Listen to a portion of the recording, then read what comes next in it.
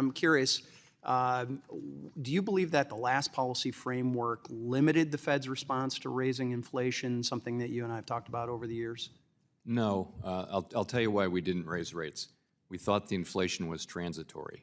I can show you forecasts from the end of 2021 by us, by staff, by the blue chip.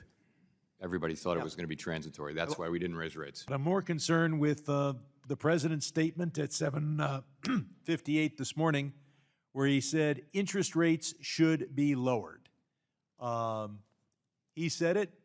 Will that influence what the Fed actually does?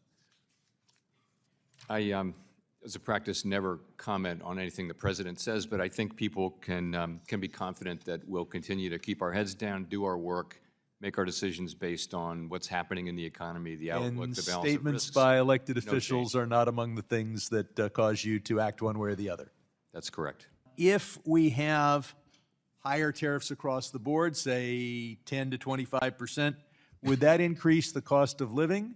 And would an increase in the CPI or related indexes of the cost of living lead to higher interest rates? You know, there are many organizations, public and private, whose role is to speculate publicly about what this might be. What we're doing is we're reserving judgment until we actually know what the policies are. But if we have a higher cost of living, does that lead to higher interest rates? The CPI goes up, or CPE, excuse me? Well, if inflation goes up in general, Yeah. forget about tariffs. In general, of course, we will use our tools, which is the interest rate, to bring it back down to 2% over time.